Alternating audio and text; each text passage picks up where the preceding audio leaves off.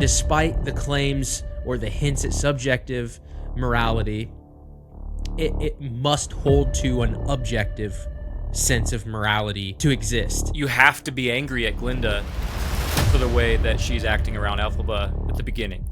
You're supposed to be angry at them. Well, how could you be angry with them if what they're doing isn't objectively wrong? Citizens of Oz, there is an enemy who must be found and captured. Believe nothing she says. She has stolen our grimoire. Her green skin is but an outward manifestorium of her twisted nature. This distortion, this repulsion, this wicked witch.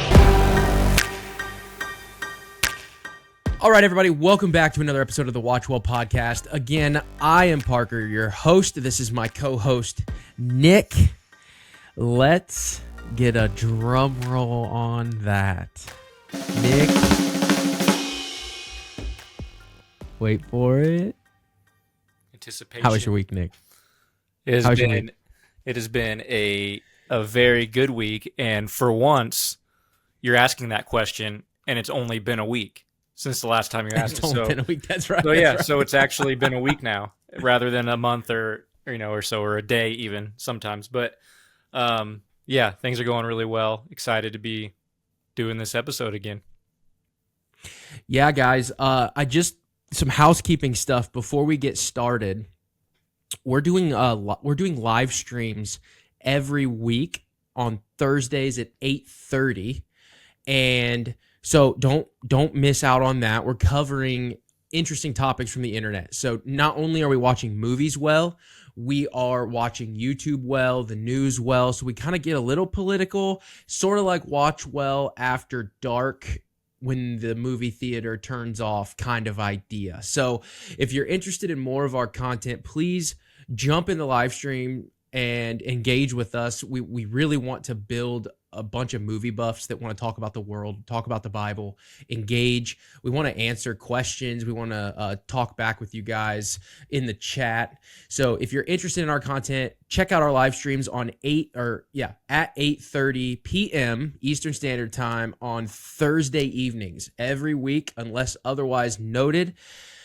I also don't want to forget Dangerous Friends, the Dangerous Friends Conference through Clear Truth Media. You can get tickets at dangerousfriends25.com, I believe, .com, and you can go to that. It's in Monclova, Ohio. You've got a lot of awesome speakers. Go check out the website for the speakers. You got Jamie Bambrick, Stephen Whitlow. I think John Roseman's going to be there. I think Seth Gruber's going to be there. Lots of people. Michael Foster's coming.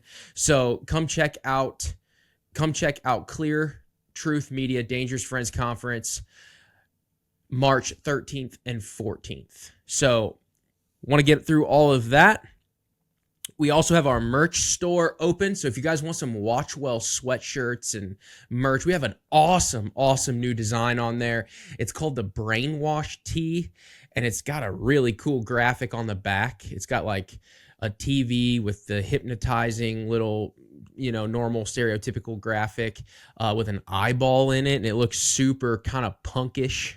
It's really neat. So, and then on the front, I think it's got like a skull. It says "Watch Well or Die." Super cool idea.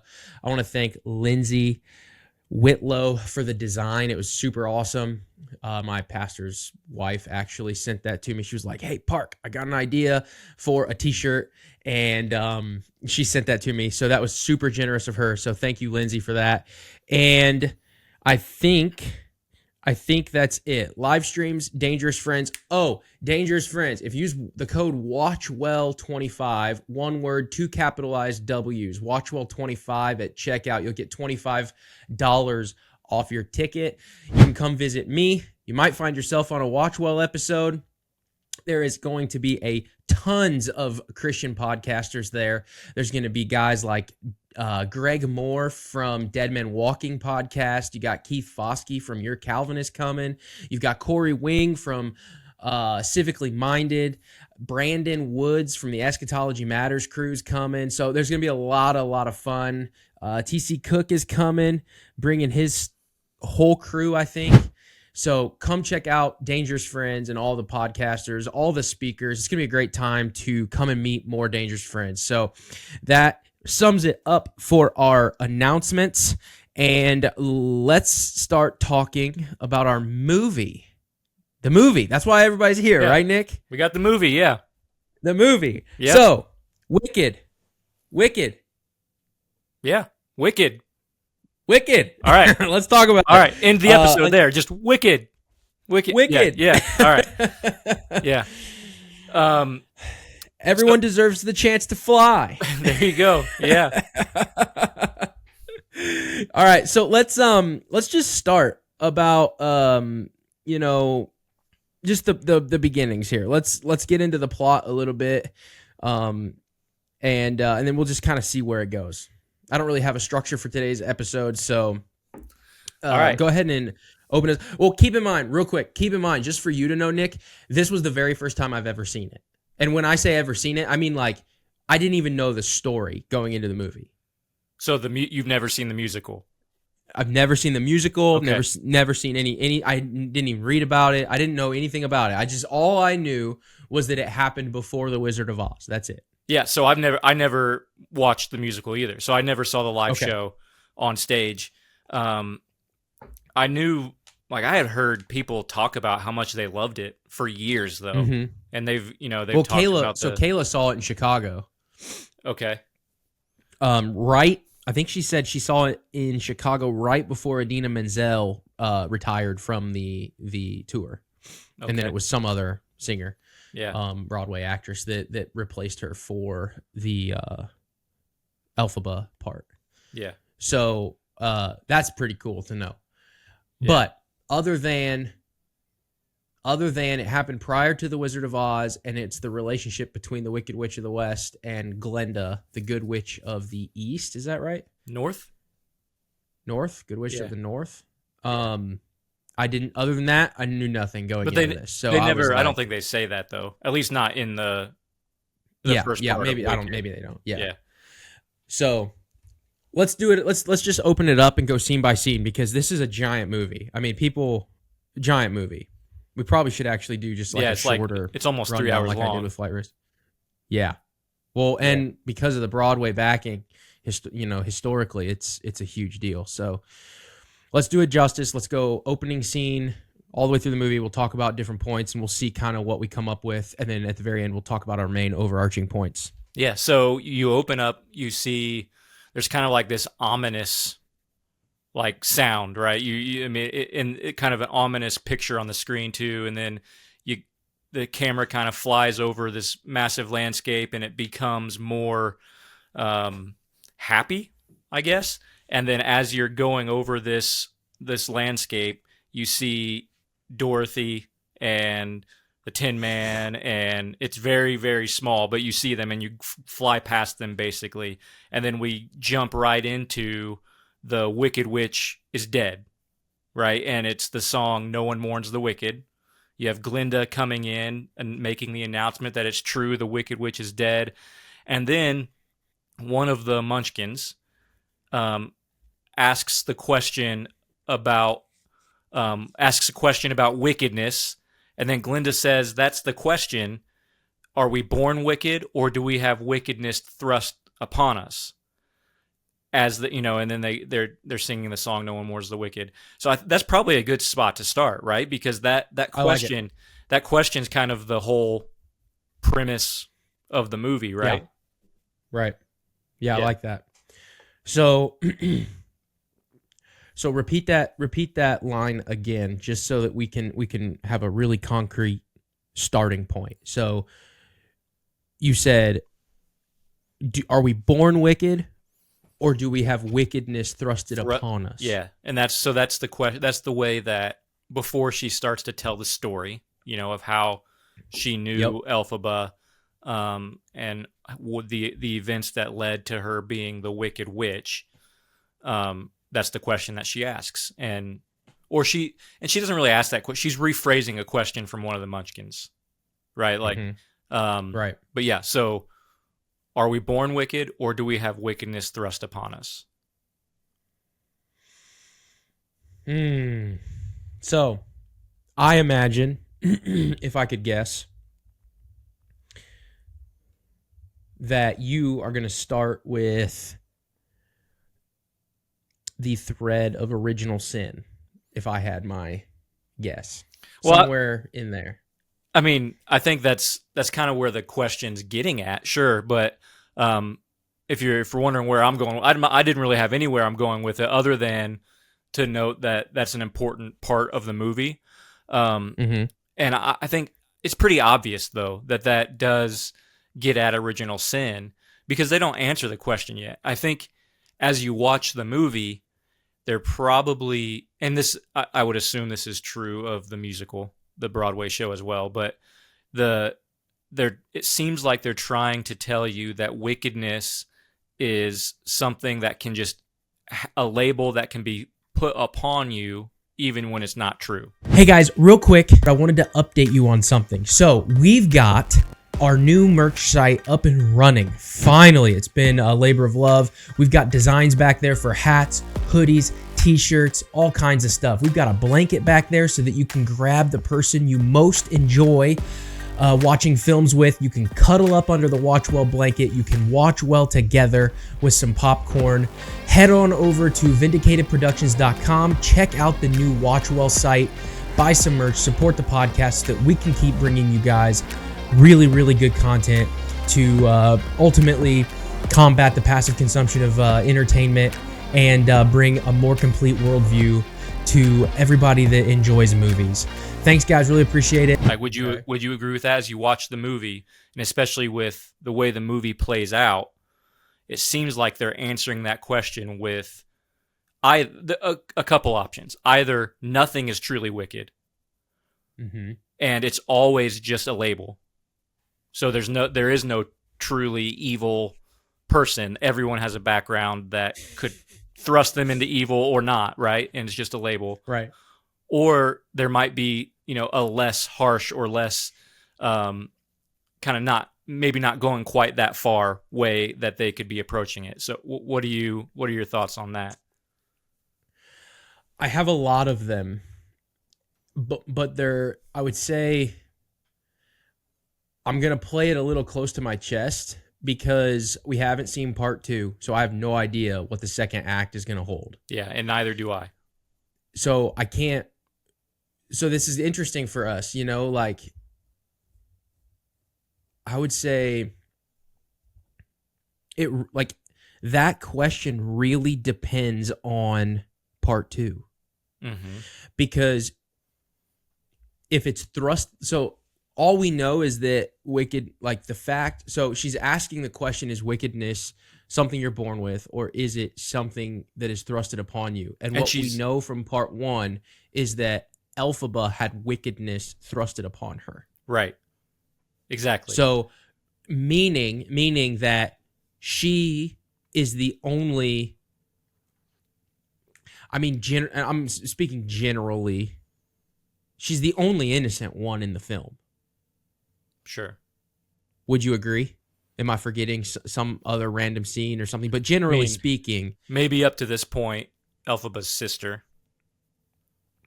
Maybe Elphaba's sister. But I know, like, I've heard certain things about what comes in part 2. Yes. Now, but I don't. I try not to, like, especially if it's something that I haven't seen before, so I'm not familiar with the musical. I don't really want to run out and get the spoilers before I see part 2. So I've heard things, so that could change in part 2. But as of the end of part 1, I think you would have to say Elphaba's sister Nessa Rose is kind of innocent right now, right? I mean, wouldn't you? Because she, yeah, I would say so. Yeah, this is the character that's in the wheelchair. Yeah. So I'm going to struggle with a little bit of the names. I don't have the names memorized. So yeah. I would say Ariana Grande's character Glenda is super selfish and self-centered. Oh, sure. She's not innocent. Yeah. And her male counterpart, love interest, is also that way. Admittedly that way. Yeah. Can you remind me the Munchkin character? Bach. Yeah. But is that the redhead guy? Yeah, but The redheaded Munchkin character? Glinda frequently says his name He's got a as Bick. Yeah, that's right. Yeah. So he's got a interest in Glenda, and she tries to set him up. And I know I'm skipping ahead a little bit, but she tries to set him up with Elphaba's younger sister, correct? Yeah. Or older sister? Younger sister. Yeah. Younger sister. Okay. So and it's kind of, and Glinda does that in a very manipulative way. Yes. Right. Yes. Yeah. Kind of manipulating Bach's feelings for her to get him to do something else rather than just turn him down. Right. She's trying to turn him down and say no without actually doing that. Being clear. Yeah. Yeah. So we know that wickedness is thrusted upon Elphaba. Yeah. Everyone else seems to be born with it. Yeah. Is my point. That's kind of what I'm targeting in on. Yeah. So which then leads to the greater point later, but if we keep working through it, and the animals would be innocent. Yeah, victims. Yeah. Sure. So they would be innocent as well. That professor or teacher or professor. Yeah, he'd be a professor, right? I'm blanking on his name right now, but yeah, he was a professor. He's a goat, right? Yeah, he's a goat. Yeah. What is his name? I should have remembered that, but I can't remember it at the moment. Yeah, the one time I don't have it in front of me. Yeah. Here, let me look it up. You can say what you were going to say. But yeah, the animals are definitely victims because, in one sense, there's just so much. There's so many ways that political narratives. Dr. Gilliman? Dr. Gilliman, yeah, that's right. There's political narratives that kind of weave throughout, and it is all related to wickedness. But back to that original question, I suspect. Now I don't know this for sure because this is also based on a book, or the Broadway play is based on a book. So, like, I don't know this for sure, but I suspect that they want to tell us that wickedness is just a label. Now, I could be wrong about that they're trying to kind of portray like evil as just a label that society places on something. But then, and in a way, like, denying any type of objective morality. Like, there's no, but throughout the movie, in order to make that claim, they have to portray people as objectively immoral, right? Like, so the wizard is objectively immoral, right? But it takes that in order to put the label on somebody else. So in a sense, it's almost like it's trying to not have this objective morality, while at the same time it has to have objective morality to tell its story. So and maybe I'm wrong about my perception of what they're trying to do. So I mean, I could be way off base on that, but that was just kind of what I sensed in it. Yeah. And in asking that question, are we born wicked or is it thrust upon us? It could be the case that they're trying to say essentially something what it's like, asking. Yeah, they're trying. Is there even really wickedness at all? Right, like. Yeah, well, I think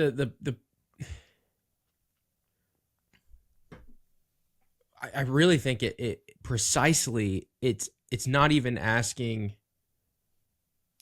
I think it's asking the bigger question that is hidden within that verbiage of the question is, where does wickedness come from? Yeah. Because if you're born with it, it has to come from somewhere outside of us. Mm-hmm. If you if it's thrusted upon you, then who gets to decide? Mm-hmm. Like those would be that would be the interesting thing to play out, and wickedness, knowing that wickedness is just the measure of lack of good, then there has to be objective good, right? Yeah. So then where does that come from? So these are kind of, you're right. The beginning of the movie, this quote evil thing dies, Mm-hmm. and then they immediately ask, well, where does evil come from? Mm-hmm. And who decides? You have these questions right at the rip off of the film, right? Right. Yeah, and when Glinda starts to tell the story, um, she says something like, "And we all have a story," right? And she's As like you mean like as like a justifying why? yeah. So like even the villains of history have a background, right? They didn't just appear out of nowhere one day, like appear into existence. Even the all of the any villain you could think of throughout history who did evil things, like they have a background, they have a story, they have a life, they have things, they grew up, so and that contributes, maybe not solely to blame, but it contributes to your actions as an adult, right? As you grow, your background contributes to um to who you become, I guess. Does that make sense? Right. No, that makes Yeah. total sense. That's where the world, and it would be interesting to talk to somebody who may know deeper history on this, but I don't know where this comes from, but I think that it's an emotional appeal. It can be used as an emotional crutch to justify the evil being done. Mm-hmm. Because Yeah. it's like, okay, so this person comes from somewhere and we should feel really emotional and bad about all of this evil that they've done later in life. Because So somehow we should let them off. yeah, So we should let them off. somehow we're all complicit in Yeah, their evil ultimately it's because not of the their way, fault. right? Yeah. Yeah. Yeah. Yeah, ultimately Which it's not their fault because their past is the reason why, and that's out of their control. So the evil that they're doing now isn't their, like, they're not culpable for that because this whole emotional appeal thing. yeah. Which So from a Christian perspective, we would look at that and say, like, I know both of us believe total depravity, right? We believe right. that in sinfulness in that way, and that the doctrine of total depravity. But even with total depravity, that doesn't mean everyone is in action as evil as they can be, right? Like, so even though my neighbor, let's say, and this is just hypothetical, so if my neighbor happens to watch this, I'm not actually talking about you. Let's let's say my neighbor's not a believer. I believe that he's totally depraved, right? I believe that that fits him, and he's totally lost in his sin. But that doesn't mean all day, every day, that he's acting out in complete and utter depravity all of the time, right? We're completely evil, but we're not always doing as evil as we could, right? There's the potential for great evil, but it is kind of withheld a little bit. And so are the things that we experience in life, even though the potential for great evil is already in us, the things that we experience in life might increase our propensity for evil acts, right? Like, so yes. So in the case of, even though the movie's not going to this spot, let's say Elphaba was truly wicked, right? Even if she was still truly wicked, she would still have a background, and her background would contribute to how evil she was in the things that she was doing, right? Like, and if she didn't have those experiences, she would still be totally depraved, but maybe not as actively evil in actions that she's carrying out, right? Right. So we would look at it that way, but I don't know that the movie is really looking at it that way. It might be more of this is explaining away your perception of what's evil, because everyone has a background, and so therefore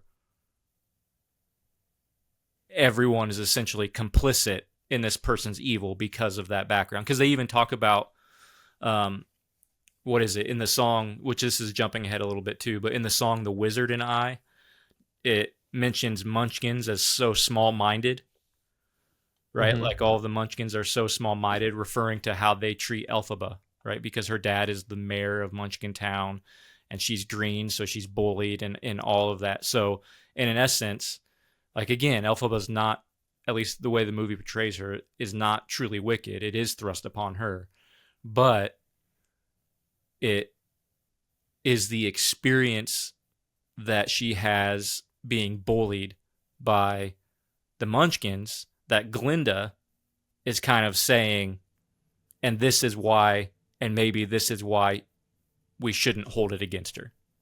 Right? Do you see what I'm saying? Yeah. Do you think that that's kind of Yeah, what's for sure. happening with that? Yeah. I think I would have to agree. Yeah, I don't really have any I don't know if I have much more to say to add to that. I will ask though, do you think, I'll ask you a question back. Do you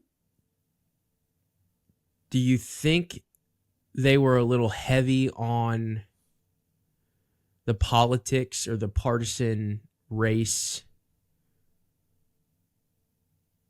I guess green versus everybody else, and kind of hinting at, the whole race politics in America or anything like that? Or do you think that they Yeah. stayed pretty true to your knowledge of, do you think that we're hypersensitive to that and saying, well, that could be bias, or maybe it's just the film?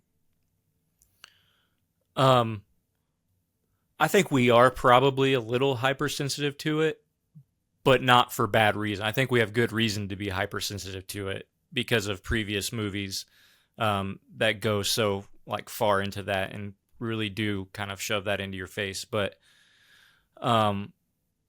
there's definitely that undertone.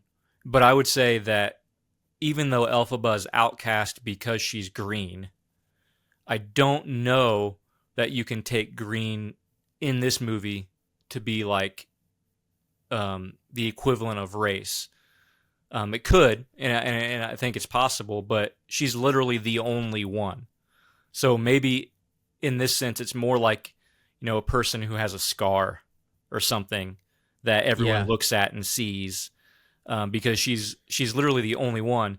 But then also, but kind of the Marxist CRT type worldviews there, because you definitely do have they do lay out oppressor class versus oppressed, right? Right.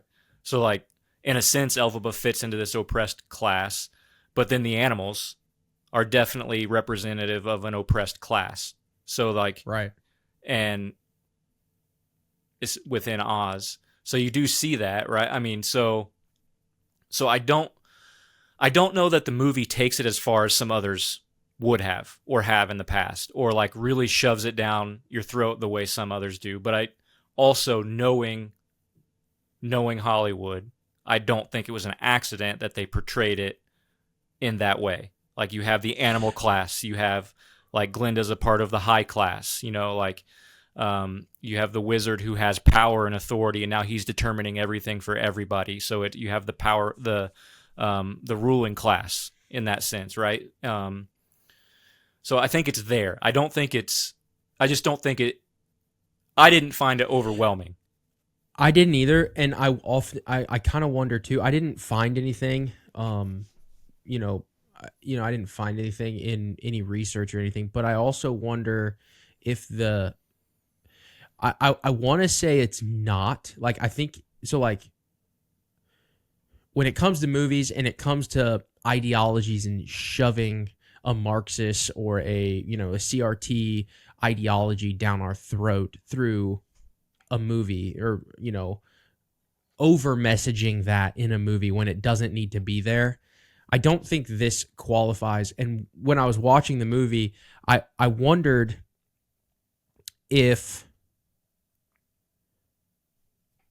when the original story was written, it was a different time than it was now. And it seemed, just from somebody who's didn't know anything about the movie, was walking into this completely blank for the most part. It seemed like, yeah, I could guess or wager a bet that they stayed relatively close or close enough to the original spirit of the film and story, even back to the book, right? Mm-hmm. That was written in a different time and was not, I would say, purposeful in injecting into one of those ideologies. And then Hollywood, for once, stayed true to the book because of how iconic the story is. Yeah. So I was watching it and I was like, oh, it'd be really easy to just zone in on that and be hypersensitive or, outrage or whatever. But I really don't think that that's what was happening there. Yeah, I'm with you. And that's why I say it's kind of like and I'm one that would do that. Yeah. Yeah, I know.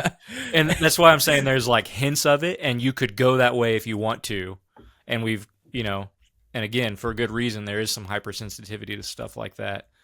But I don't think they were like really, really trying to push it in that way. They were just telling the story the way it was written. But I agree. I do agree, 100% agree, that the overarching themes we have in this film right now are, where does evil come from? Are we born with it? Or does someone get to decide that someone's evil? Mm-hmm. And then by what authority does that person have to decide whether someone is evil or not? And are they legitimate? Right. Yeah. Those are kind of what we've got going on. And if you kind of extrapolate that into like a secular worldview and pull everything out of it, you have total depravity, you've got original sin, you've got these threads, and then you have, is God real? Or is he a phony? Is it just a book written by men? Mm-hmm. Is it just this thing that was just made up that a bunch of people believed? Was Jesus this crazy guy that said a bunch of crazy stuff? And then, so like, we have all of that going on right here in the very first, 5 minutes of the movie? Yeah. And the first song. Because you already know from seeing the original Wizard of Oz, from seeing the original movie, you already know that the wizard is fake. Right. Going into this movie. Pay no attention to the man behind the curtain. Yeah. Right. Yeah. And you have that. So. Yeah, and even with that's a lot. They drop a lot of it right in front of you. Yeah, right at the beginning, which is typically right what there. good movies do. I mean, good movies do that, and I personally would classify this as a good movie. Like, I think it was really well done. I would even go as so far to say great. Yeah, yeah. So I would say it's a great movie. This might derail us a little bit, but I spent money to see this 3 times in the theater. Not necessarily all of my own. It wasn't like all my idea every time. I was good with once, and I went with my wife 2 more times. And then when you have a wife and daughter that are really into it, they love musicals. It's kind of like kryptonite, right? And then we sing, playing all the songs in the car, and then then we watched it for a movie night because a friend came over when it's on digital or whatever. So we bought it and watched it on movie night. So we've spent like $300 on going to see Wicked, so you're welcome to the production studio. But well, speaking of production, let's talk about that for a second. Holy cow, dude! That scene, I was amazed. That scene when they're in the library and the choreography and the set design of that big barrel. Yeah, that's really cool. You know what I'm talking about? That was awesome, dude. That was it blew my mind. I was like. Okay, I actually sat down with Kayla and I was like, it's 2 different experiences of this story. And again, I haven't seen it in Broadway. I've seen clips on YouTube after I watched the film.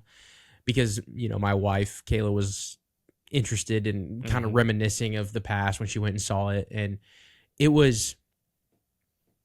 I'm sure it was incredible live in Broadway, but that's totally different when you can design a bookshelf in a barrel like that spins, and you have choreography, dancing, and people are going everywhere, and the colors. It was incredible. You know what it almost reminds me of? It almost. Do you know where I'm going? Are you gonna? I was gonna guess, but I don't. Go for I don't it. Try really to know guess. where you. My first thought is the live action Beauty and the Beast. Okay, no, it wasn't that. Was that a good guess at least?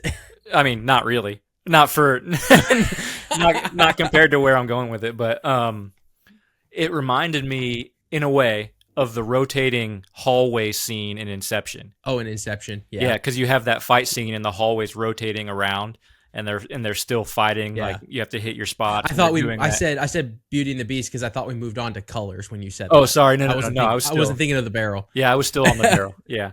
No, but that barrel scene with the choreography, I was floored, and people may laugh at me in the comments or whatever, but that takes so much to do. Well, even the more subtle little dance things in that scene, like the sliding on the books and then the opening them with the feet, like as that was even really well done.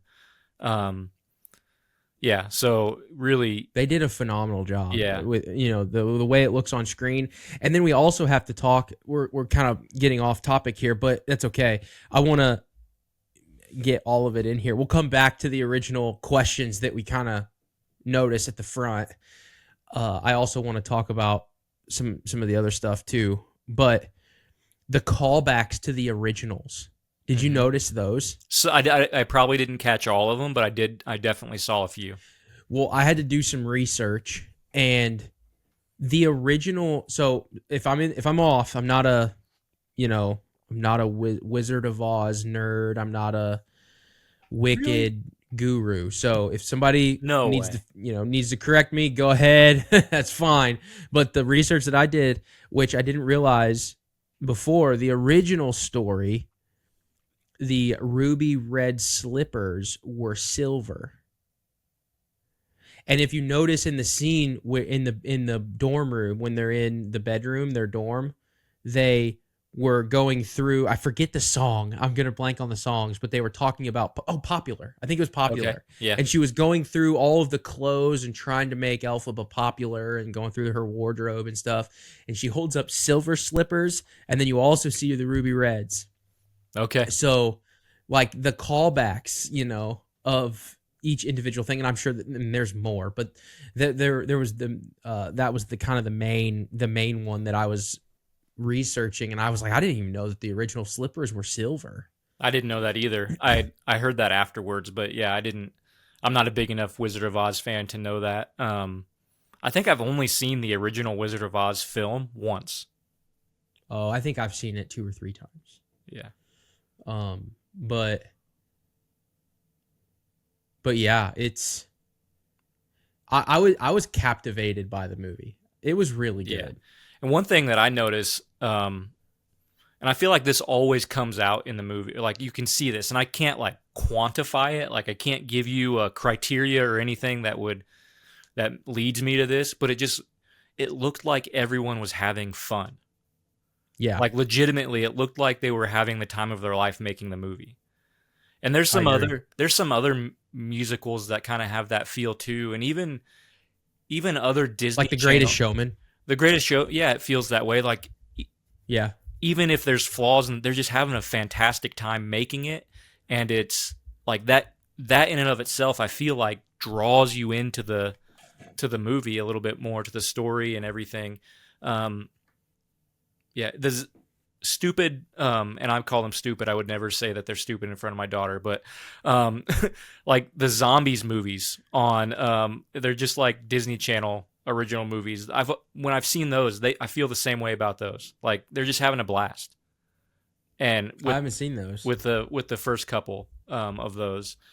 But it makes it more enjoyable when it appears that, and maybe they're just really good actors. Maybe they were miserable and they're just really good at acting. I don't know, but it just looked like they were having a good time while they were doing it. And I would say that there's a lot of, I mean, that's big shoes to fill, you know, and the legacy of this movie, or I'm sorry, this story is giant, like we said at the intro. So I think there's a level to filling those shoes, and there's a reverence and an honor to do that. I think that's kind of what you're honing in on, where it's like, okay, well, we have to do a really good job. It's an honor to do this film, and it kind of sets the culture, and you can definitely see it on camera. I agree that you can't quantify it. It's just a feeling or a vibe. Mm-hmm. There's not much good I can say about Ariana Grande as a person. I don't think that's a shock to anybody, but I really enjoy her voice. She is talented, you know. She's incredible singer. Yeah. Her music sucks, but she's really good. Yeah. You know, a good singer. So I'm a fan of her voice, not necessarily a fan of her. And so I will say, in addition to that, through my research, she was asked to recreate either a few songs or one song in particular to make it more her style of music. And she, to her credit, denied it. She turned him down. She said, I'm not going to do that. We're going to stick as close to the original as possible. And I think, respect, right? Yeah. To stay true to the original story, not make it about you, make it about the story. So you got to give credit where it's due. Yeah.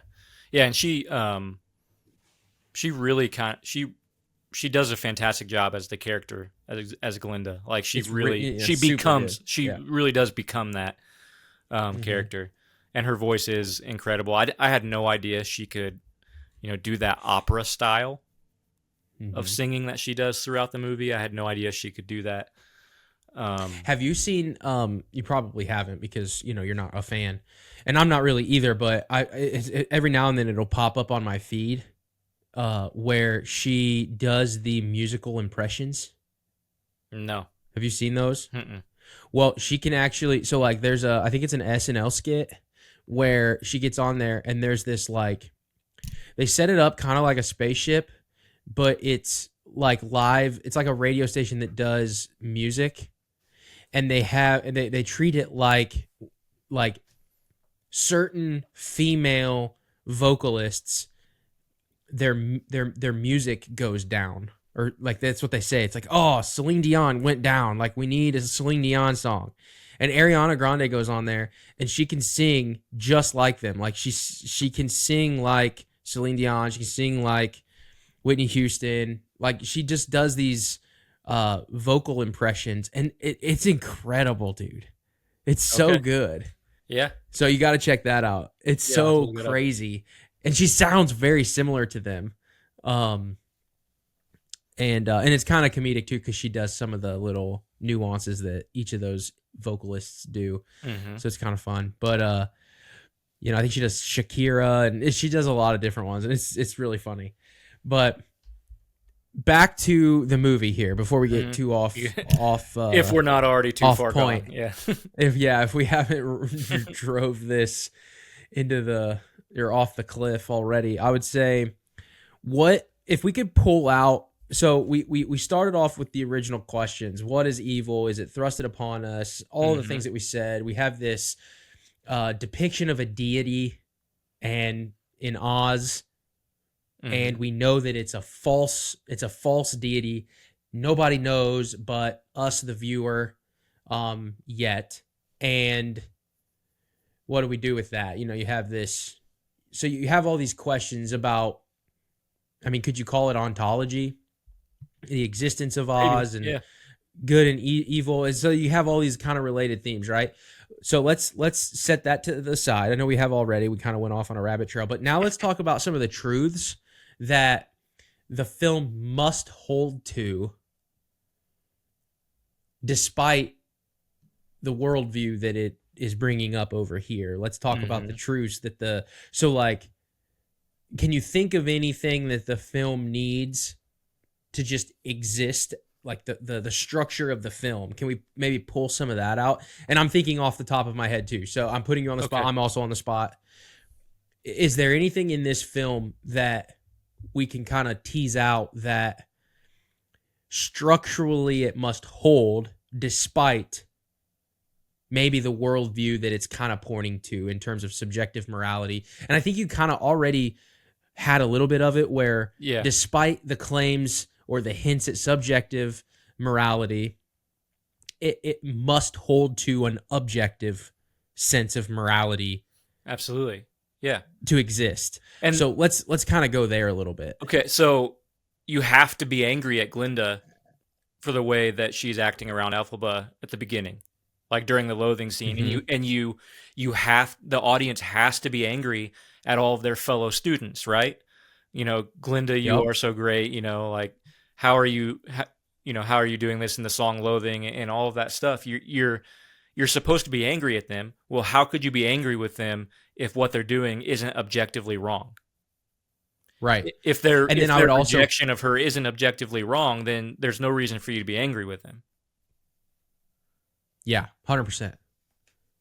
And I would say also we talked about the oppressed class of people in the animals. Well, there's a sense of injustice there. What if evil is subjective, then what, like, so despite each individual claim of maybe a subjective morality, you know, evil is thrusted upon you. Maybe not necessarily your fault, or someone else gets to decide that evil is what it is. Within that, you have injustice with the animals. You have the way Elphaba's being bullied, which is objectively wrong to treat an image bearer of God that way. Within the framework of the film, we're talking here. I think you can kind of follow the metaphors, but yeah, I think that's absolutely true. Yeah. Yeah, and even, which I'll probably bring this up a little bit again later, but you have to believe lying is bad. Yep. Right? You have to believe manipulating somebody to get what you want is bad. Or else the wizard could be good. Right. Yeah. Because it's good for him. It's good for him. So, you know, he gets to. So then, good is reduced to what I need to do to accumulate as much power as I can and control as I can. Yeah. And there's so much of that throughout. I mean, and again, I don't know where it goes from here. Like, I can guess. Right. We're just talking within the framework of the first movie. Yeah. In a sense, you have Glinda manipulating people to get exactly what she wants, right? She wants Fiero, but she wants to remain popular, so she can't really overtly be mean to Bach and say, I have no interest in you, get away from me, which is what she really wants to do, it seems like to me. So instead, she just kind of manipulates into him, uses his feelings for her to manipulate him into doing something else, right? Yeah. But it's not about being nice to Nessa, you know, the girl in the wheelchair who, you know, who she's claiming to feel sympathy for. It's really just about getting him away from her, right? Like, it's not really out of the goodness of her heart, even though she says that, right? She claims credit for things like that, that it was done out of the goodness of her heart, like giving the hat to Elphaba. Like, I couldn't hate anyone enough to give this hat to them, but then she gives it to Elphaba, you know. And well, what is hate? Right, exactly. What is hate? So even just the simple claim, I couldn't hate anyone enough, would also fit that. So this is kind of making me think, did you, in line of objective truth, did you feel anything? I'm going to kind of jump to the end here, or, you know, sort of the end. Yeah, it's kind of the end, where they're on the balcony, and I think Elphaba is on the broom and she's flying around or whatever, and it's right before the monkeys are come to get whatever, and Elphaba's kind of hovering on the broom, and Glenda's standing there on the balcony, and there's some exchange where in the song it's like, you could have all that you ever wanted, just go back to the wizard. Oh yeah, so I know it's what you're talking about. That's before the broom has even come up yet. Okay, so it's before the broom. Yeah. I think that every Christian can feel that in their soul. Like, just the idea of believe the lie and all of your dreams can come true. Mm-hmm. And you could probably even, pull a parallel out of when Jesus was tempted, where just do this thing, bow down to me and I'll give you everything. Yeah. Right? And so there's even that there too within that. So even that kind of narrative is stolen from our worldview. Yeah. And then at that point, Glenda's even trying to make that argument from a place of trying to do what's best for Elphaba. And at least, which is hate. Yeah, like she thinks that by making that argument that she might make everything better. And I guess you don't really, maybe she's doing that because she doesn't want to look bad. But if they're truly friends, then I guess you could assume that she's doing that from a place of thinking it's best. But it's so misguided. You're exactly right. You're asking somebody to believe a lie so that the problem can go away. It's like, you can still have it all. You can have everything you want, and this problem will go away if you just go back and believe the lie. Let it. So the question is there anything in the film, and I'm trying to remember, is there anything in the film that would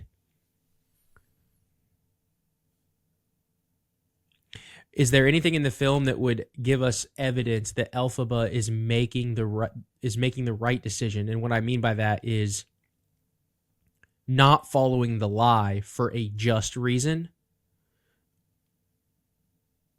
Do you think that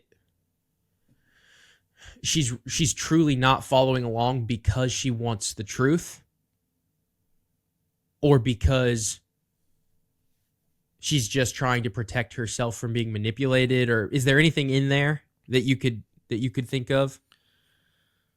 I kind of perceived it as the fact that it's all a lie was enough for her not to go along with it. She didn't. Okay. I think it's kind of all of those things. She didn't want to be a tool used to manipulate, and she didn't want to be like that instrument that would further oppress the animals when she thought she was there to do good for the animals, right? She didn't want to be that instrument, and she was not going to allow herself to be made into that. And I think she was willing, having already been like deemed unacceptable her whole entire life, right? Like, and she couldn't be part of just the crowd, with the exception of that little brief period before they leave for Oz, but before they leave for the Emerald City. But I think she made a conscious decision that I would rather be the outcast than be the evil one oppressing the animals.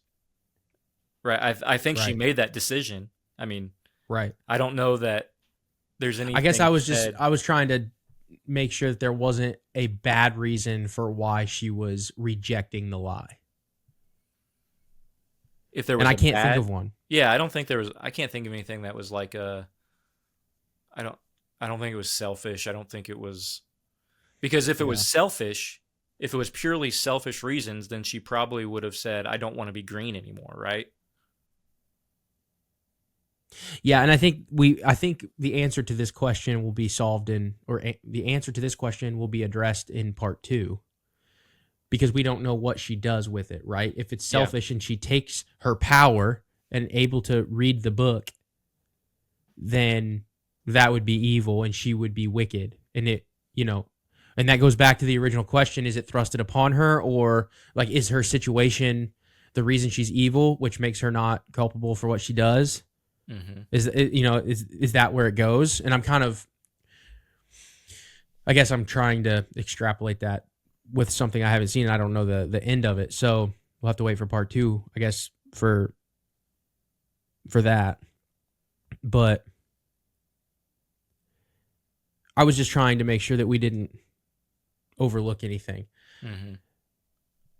Do you have any other ideas that you want to go into at this point? So I'll just go with like the big takeaway, and it's all related to lying. So I think it's a really good example of exactly what I'm gonna overgeneralize probably, but like exactly what almost everyone in our society does, and that is to misrepresent and misinterpret things for the purpose of controlling the narrative rather than worrying about truth. So for like, you see this on social media, you see it in politics. It's never about the actual truth of an argument. It's about how can I frame this in a way to keep my position as authority and thus keep things the way that I want them to be. It's never like political discussions and political debate and, over policy and even just in general. I think as social media has become the marketplace of ideas, one of the things that's happened is it's not about talking to one another to find truth. It's about forming a narrative that allows me to continue to come out on top, even if the truth would have me like humbled or humiliated. Yeah. Right. Yeah. And so like, you see that, it's obvious in The Wizard, right?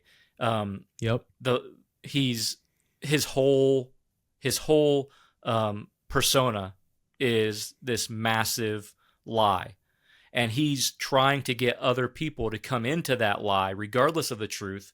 And when he sees it all crashing down, rather than break down and confess, he tries to hold on to his authority, his power, what he sees crumbling before him. He forms a narrative that'll scapegoat another person so that he can keep the lie going for as long as possible. Right? And I think we do that in conversations with people. I think every political debate we see is like that. And about optics. Yeah. Yeah, it's PR, it's optics, and I think social media has turned all of us into PR people rather than just people, right? Like we're all trying to be PR professionals and control the narrative. And along with that comes a few different Bible verses that we could look at. I just clicked off of it, but the most obvious one would be in Exodus: don't bear false witness. Right? Do not bear false witness would be the most obvious. But then you have ones just like Proverbs 6. There are 6 things the Lord hates. 7 are detestable. 7 are detestable to him: haughty eyes, a lying tongue, and hands that shed innocent blood, a heart that devises wicked schemes, feet that are quick to rush into evil, a false witness who pours out lies, and a person who stirs up conflict. Like these are all things that God hates.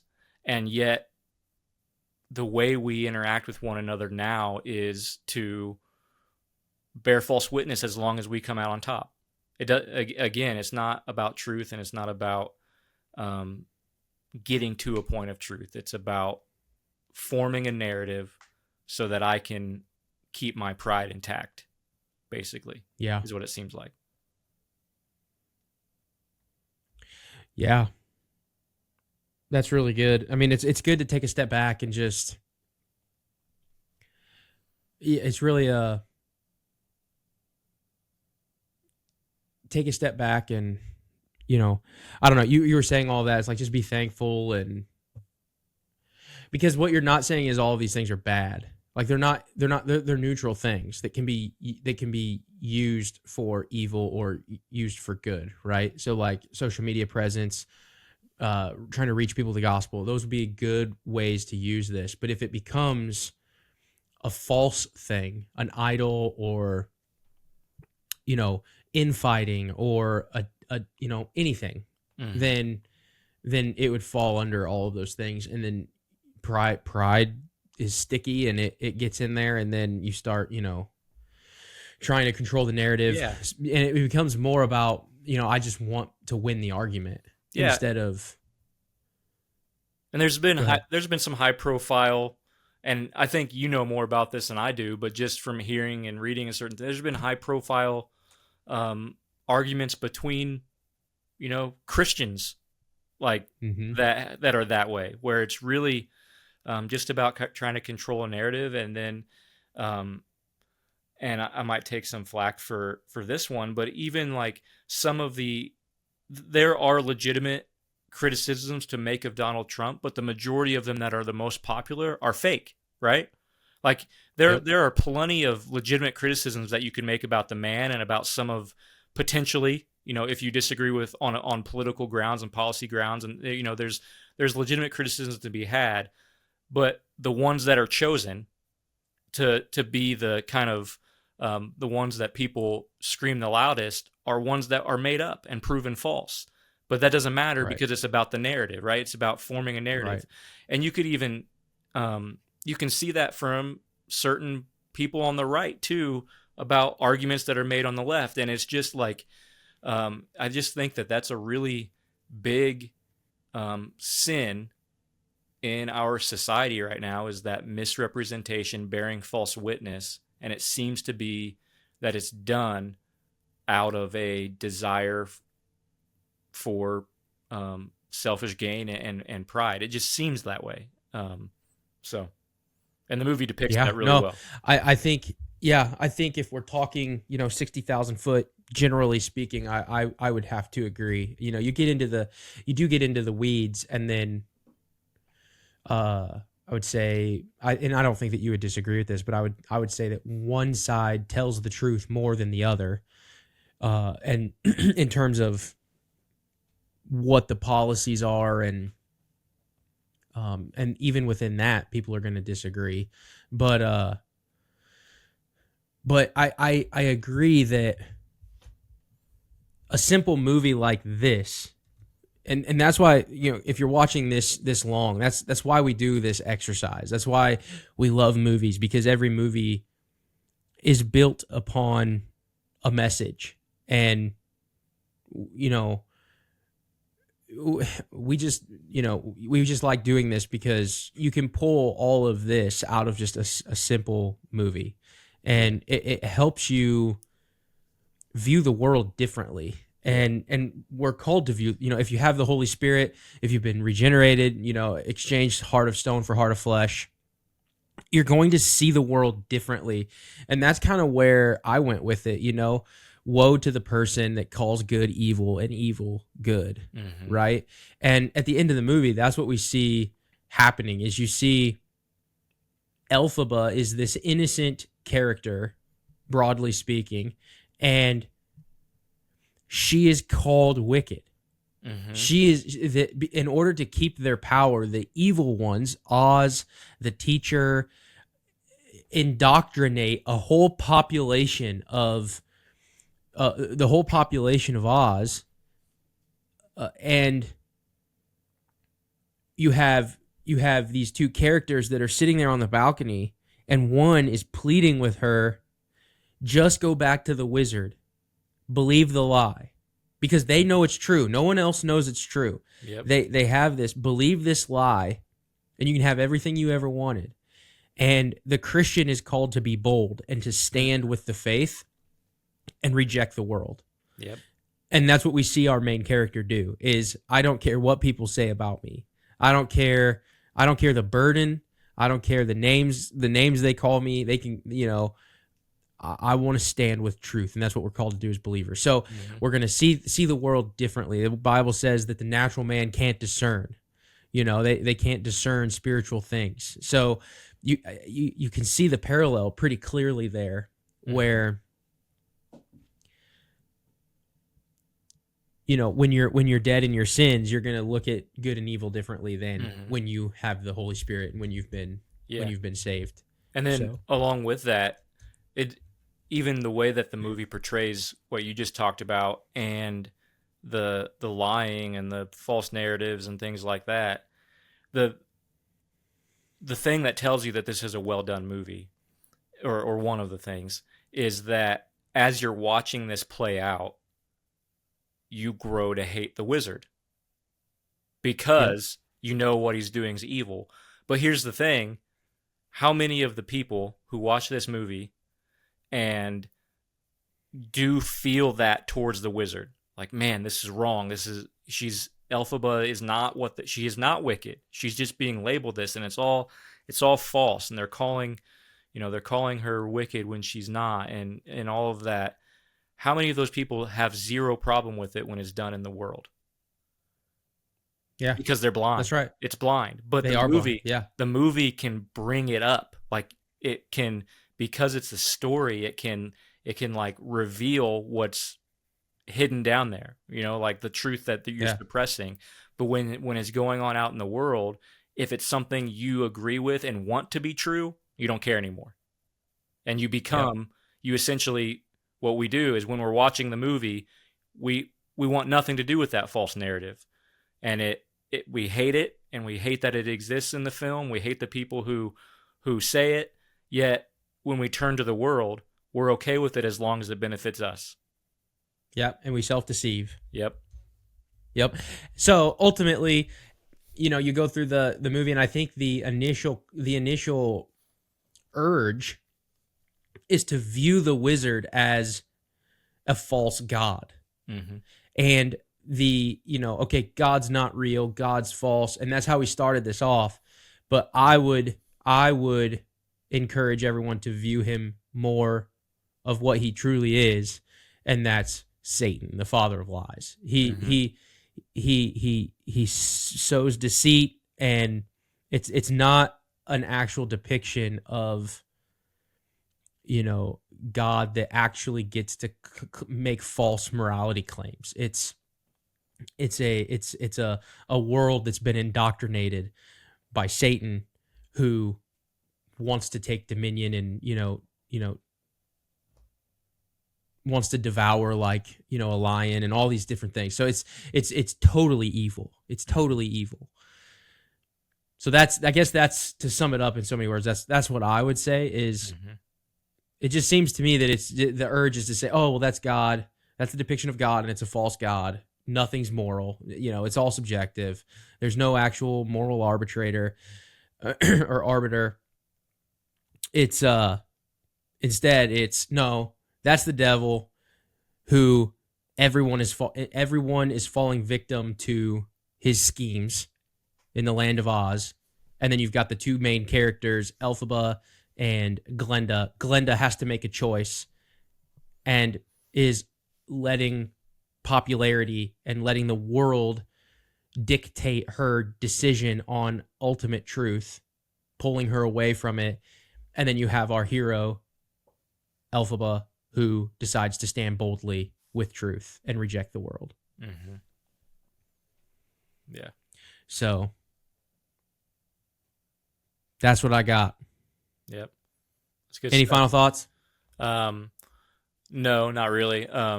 Again, I really enjoyed it. Didn't really well done movie. It's nominated for a ton of awards, which I think it deserves to be nominated. Yeah, I'll probably see it 100 more times in my life. Probably. So we'll see how that goes. Probably. But, yeah. Yep. Well, and then we'll obviously do part 2 when it comes out.